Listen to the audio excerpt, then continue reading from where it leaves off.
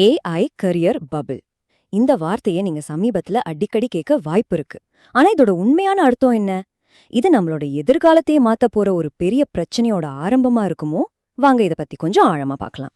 இந்த முழு பகுப்பாய்வோட மையமான கேள்வி இதுதான்.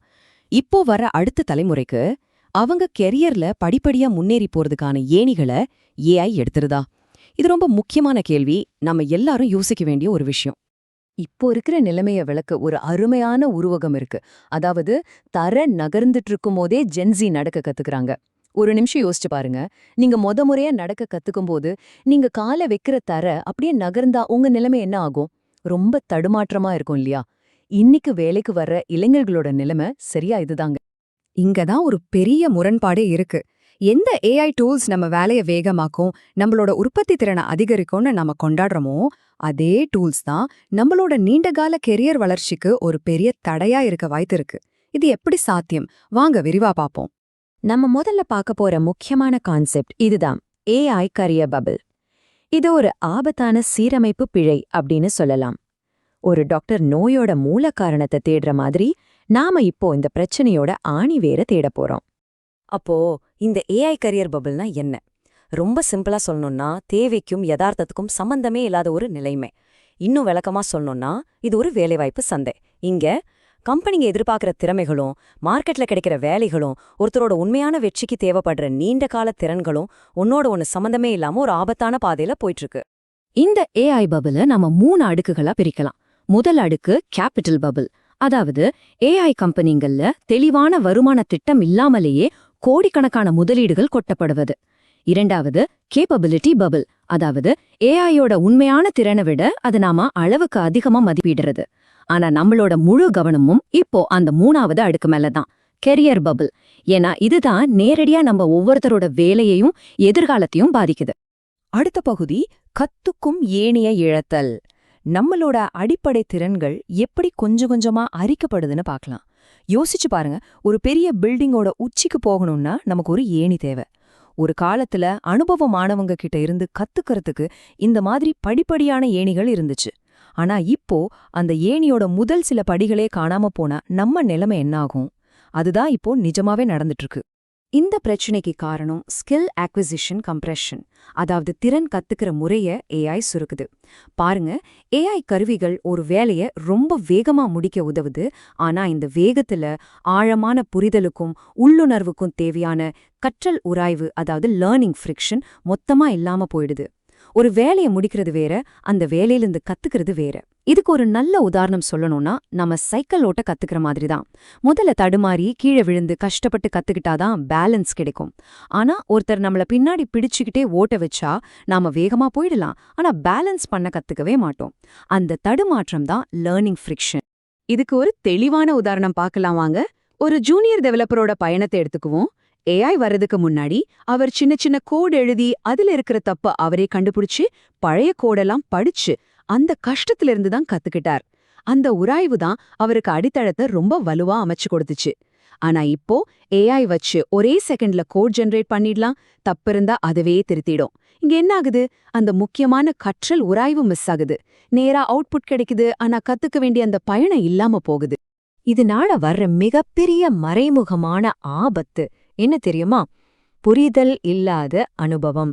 அதாவது ஒருத்தரோட ரெஸ்யூமேல பார்த்தா 100 ப்ராஜெக்ட்ஸ் பண்ணினதா இருக்கும். ஆனா அந்த சிஸ்டம் ஏன் அப்படி வேலை செய்யுது, ஒரு சின்ன பிரச்சனை வந்தா அது எப்படி சரி பண்றதுன்னு ஆழமான புரிதல் இருக்காது. இது ஒரு மெல்லிய கண்ணாடி மேல நடக்கிற மாதிரி தான். பார்க்க திடமா தெரியும், ஆனா சின்னதா ஒரு அழுத்தம் வந்தா போதும் உடைஞ்சிரும். இதோட விளைவுகள் என்னவா இருக்கும்னு நினைக்கிறீங்க? முதல்ல மேலோட்டமான நம்பிக்கை, எல்லாம் தெரியும்னு ஒரு தோற்றம் இருக்கும். ஆனா உள்ளுக்குள்ள ஒரு சின்ன பயம் இருந்துகிட்டே இருக்கும். ரெண்டாவது, ஒரு பிரச்சனை வந்தா அதை சரி செய்ற அந்த உள்ளுணர்வு கொஞ்சம் கொஞ்சமா குறையும். மூணாவது, ஏஐ இல்லாம ஒரு சின்ன வேலையை கூட செய்ய கஷ்டப்படுற நிலைமை வந்துரும். மொத்தத்துல கரியர்ல ஒரு சின்ன சறுக்கல் வந்தா கூட தாங்கிக்க முடியாத ஒரு பலவீனமான நிலை உருவாகிடும். இது ஒரு தனிப்பட்ட நபரோட பிரச்சனை மட்டும் இல்ல, இது ஒரு சிஸ்டம் சார்ந்த பிரச்சனை. சொல்லப்போனா இது ஒரு சுழற்சி மாதிரி தொடர்ந்து நடந்துகிட்டே இருக்கும். சரி, இந்த சுழற்சி எப்படி வேலை செய்யுதுன்னு பார்க்கலாம். முதல் படி, கம்பெனிங்க உற்பத்தி திறனுக்காக ஏஐய பயன்படுத்துறாங்க. இதனால குறைவான ஜூனியர் வேலைகளே உருவாக்கப்படுது. மூணாவதா, இருக்கிற ஜூனியர்கள் வேகமா வேலை செய்யணுங்கிற கட்டாயத்துல ஏஐய அதிகமா சார்ந்திருக்காங்க. இதனால அவங்களோட அடிப்படை திறன்கள் ரொம்ப மெதுவா வளருது. கடைசியா என்ன ஆகுது? திறமையான ஆட்கள் பற்றாக்குறை ஏற்படும்போது கம்பெனிங்க அந்த இடைவெளியை நிரப்ப இன்னும் அதிகமா ஏஐல முதலீடு செய்றாங்க. இந்த சுழற்சி திரும்ப திரும்ப நடந்து பிரச்சனையை இன்னும் பெரிதாக்குது. இது ஒரு நச்சு வட்டம் மாதிரி. இதிலிருந்து வெளியே வர்றது ரொம்ப கஷ்டம். சரி, பிரச்சனைய மட்டும் பேசிட்டு இருந்தா போதாது இல்லையா? இதை எப்படி சரி செய்யறது? எதிர்காலத்துக்கான நடைமுறை படிகள் என்னென்னு பார்க்கலாம் வாங்க. இப்போ நம்மளோட கவனம் தீர்வுகள் மேல இருக்கட்டும். அப்போ தீர்வென்ன? ஏஐங்கிற வேகமான ஆத்த தடுத்து நிறுத்த முயற்சி பண்றதுல இல்ல, அந்த ஆத்தோட சக்திய பயன்படுத்தி அதுக்கேத்த மாதிரி நம்மளோட கற்றல் முறைய மறுசீரமைக்கிறதுல தான் இருக்கு. நாம டெக்னாலஜிக்கு எதிரா நிக்காம அதோட சேர்ந்து பயணிக்க கத்துக்கணும். இந்த மாற்றத்தை கொண்டு வர ஜென்ஸி, கம்பெனிங்க, கல்வியாளர்கள்னு 3 பேருக்குமே முக்கியமான பங்கு இருக்கு. முதல்ல ஜென்ஸி இளைஞர்கள் என்ன செய்யணும்? அப்பப்போ ஏஐயை ஆஃப் பண்ணிட்டு பிரச்சனைகளை தீர்க்க பழகணும். அதுதான் உண்மையான திறமையை வளர்க்கும். வெறும் டூல்ஸை மட்டும் தேடாம அனுபவம் வாய்ந்த வழிகாட்டிகளை தேடணும். அடுத்ததா கம்பெனிங்க, அவங்க வெறும் அவுட்புட்டை மட்டும் பார்க்காம ஒருத்தர் எவ்வளவு ஆழமா புரிஞ்சுக்கிட்டாருன்னு அளவிடணும்.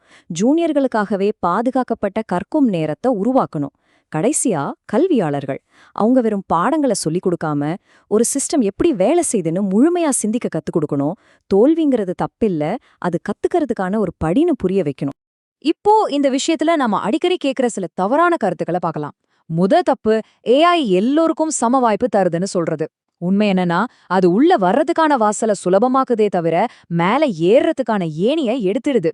2வது தப்பு, இனிமே திறமைகளே தேவையில்லைன்னு சொல்றது. இது சுத்தமா தப்புங்க.